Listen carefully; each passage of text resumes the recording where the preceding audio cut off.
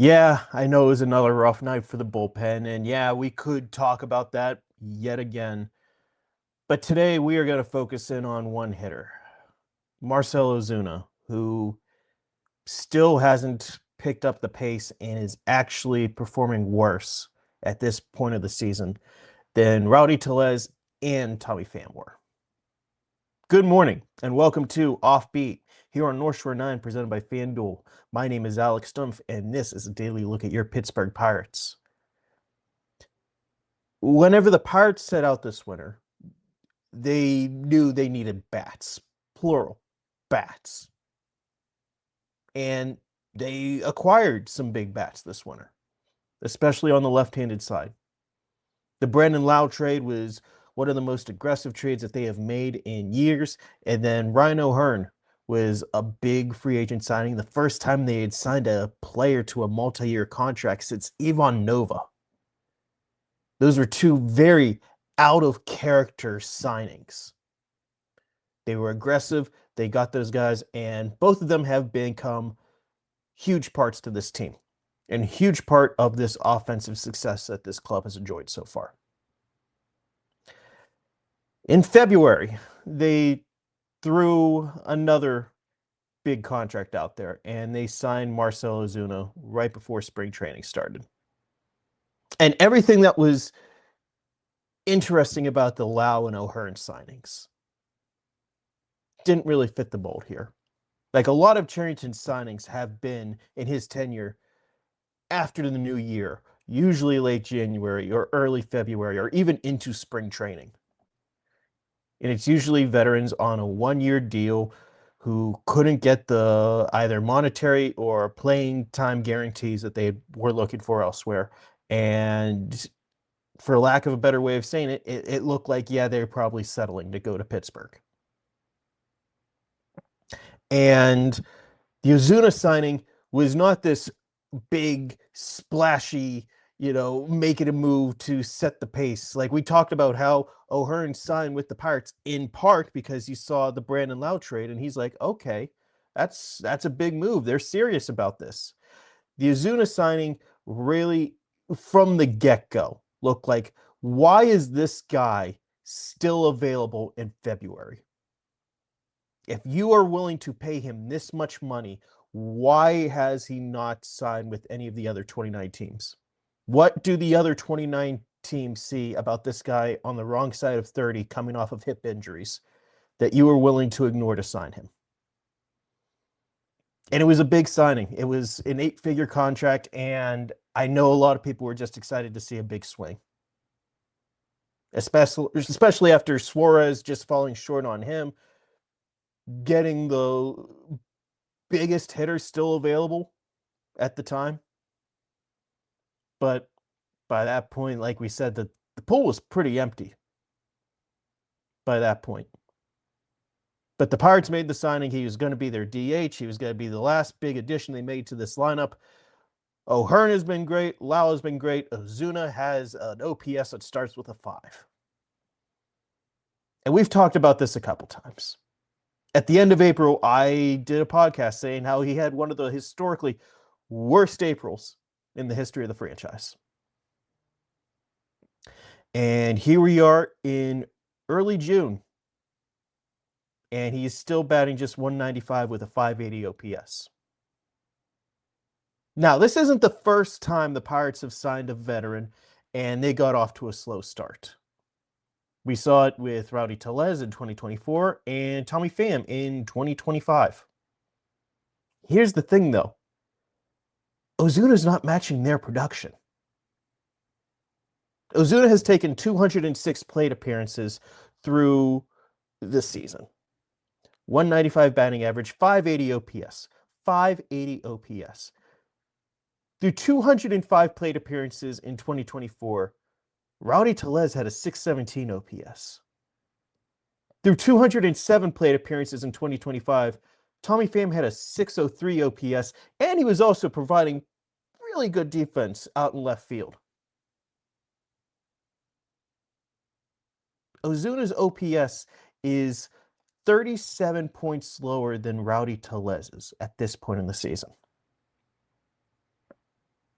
37 points is a pretty noticeable jump. And the other part of it was at this point of the season that we saw Rowdy start to put it together, and he started building that head of steam. And that June that he had that month was a real special month to watch in retrospect. Like a guy who did genuinely care about his team and did genuinely want to be part of a winner. And after 2 months of just having a horrible start to the season, that June was pretty cathartic. He just raked the entire month. He did what the Pirates hoped he could be, provided power, some slugs, some OBP, played a pretty decent first base, going by the eye test for me, but there you go. He was performing. Tommy Pham shared with media last year how he had contact issues. And I don't mean putting back to ball like his contacts. Like he was having a hard time seeing the baseball. And he attributed a lot of his early struggles to that, which I wholeheartedly believe. If you cannot see the baseball the way that you're accustomed to seeing the baseball, your OPS is going to be lower. But it was around this point in the season that, okay, it's starting to come together. He's starting to see it, and he starts heating up also. Marcell Ozuna is batting 196 over his last 16 games. His OPS is in that 550 range also. He is basically performing at the same pace that he has this whole season.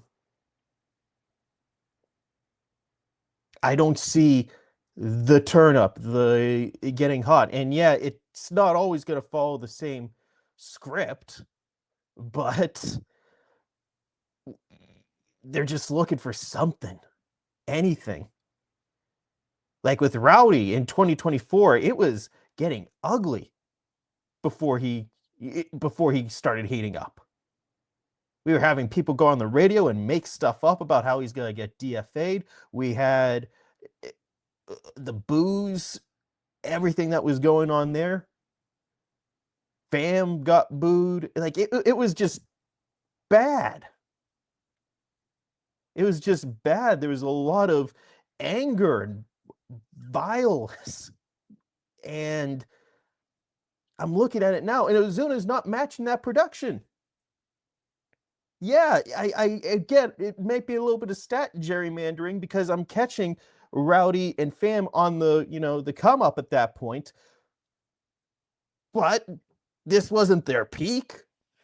They are going to continue to get better. Their season results were going to get better from this point on. Ozuna's 200 at-bats into the season. That's over a third of the at-bats, plate appearances that he's going to probably get over the course of the year. That's a big portion of the season to be out-hit by Tommy Pham, especially whenever Tommy Pham can't see the baseball for a good portion of that year. We're going to take a quick break. We'll be right back. This episode is brought to you by IQ Bar, our exclusive snack hydration sponsor. IQ Bar protein bars, IQ Mix hydration mixes, and IQ Joe mushroom coffees are the delicious, low-sugar, brain and body fuel you need to win your day. The Ultimate Sampler Pack is a great way for you to try all IQ Bar products and flavors. You get 9 IQ bars, 8 IQ Mix sticks, and 4 IQ Joe sticks. All IQ Bar products are clean label certified and entirely free from gluten, dairy, soy, GMOs, and artificial ingredients. With over 20,000 5-star reviews and counting, more people than ever are fueling their lifestyles with IQ Bar's brain and body boosting bars, hydration mixes, and mushroom coffees. The Ultimate Sampler Pack includes all 3. My personal favorites so far have been the almond butter chip and the iced tea lemonade hydration mix. It's just really full of flavor. I love starting my day with it, and I couldn't imagine starting my day with anything else other than IQ Bar products. Right now, IQ Bar is offering our podcast listeners 20% off all IQ Bar products, including the Ultimate Sampler Pack, plus free shipping. To get your 20% off, text MLB to 64,000. That's MLB 64000. Message and data rates may apply. See terms for details. Here's the thing about Rowdy in 2024. The Pirates really didn't have an option at first base besides Connor Joe, who in himself was pretty much a platoon. So they were still willing to give Rowdy opportunities because they knew they don't have a better internal option. Tommy Pham, there wasn't a whole lot going on in the outfield. Do you know anyone who was clamoring like we need Alexander Canario to play every day? No, like he was the beneficiary of there just weren't enough outfielders. A DH only is a completely different scenario. You know who could DH? Literally every hitter. This isn't a positional thing. This is you have a DH only whenever the DH is contributing offensively. And so far, Ozuna hasn't. Maybe I should have said this in the first half. I don't think anything's changing anytime soon. Based on Ben Cherington's comments on 93.7 The Fan on Sunday, there's no timer. There's still runway. There's still a belief internally that, yeah, he can turn it around. He can have a good season. Personally, in my opinion, I'm still not seeing the explosiveness, especially in the lower half, that we saw in like 23, 24. I'm still waiting to see consistent contact. I'm still waiting to see a lot from the past. And it's been over 200 plate appearances. This is not an insignificant sample size.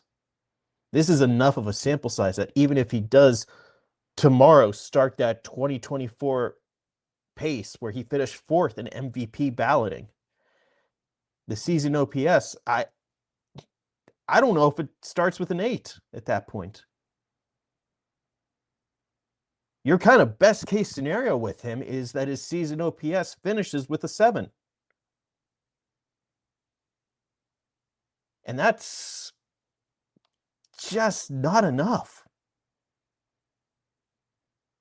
Now, if he plays well the rest of the way, yeah, of course, that'd be huge for this team. But man, Tuesday looked like a layup. Eric Lauer is barely a major league quality pitcher anymore. A soft tossing lefty. Ozuna batted 5th. He batted 5th because who else in the lineup is going to bat 5th there?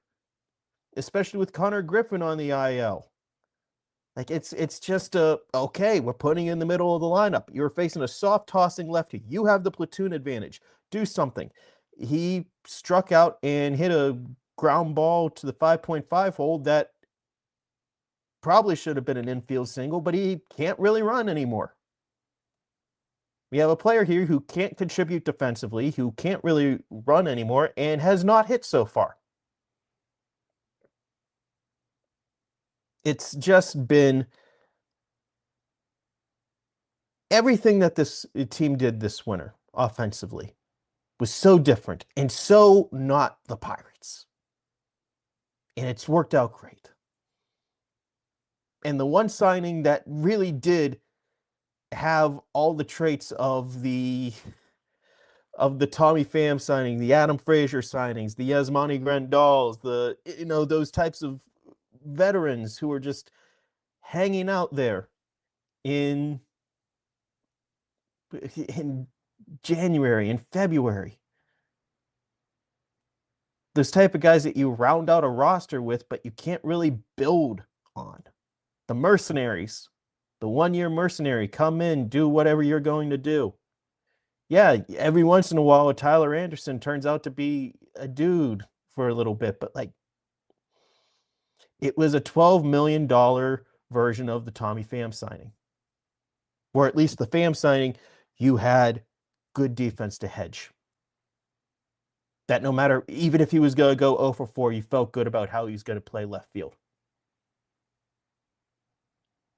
Ozuna is at a point of his career where it needs to be all bat, and the bat hasn't played. And I'm still waiting to see the explosiveness that we have seen in the past. And on June 9th, if you haven't seen it, I don't know where it's going to be whenever it's September 9th. It doesn't sound like the Pirates are ready to move on from Marcell Ozuna at this point. But I'm just going to be watching this continue to progress with the mindset that he is being out-hit by Tommy Pham and Rowdy Tellez. Thank you so much for listening to Offbeat here on North Shore 9 presented by FanDuel. If you haven't already, be sure to subscribe wherever you find a podcast or check us out on YouTube if you want to see that snazzy new intro that they dropped. Thank you so much for listening. We'll talk again tomorrow.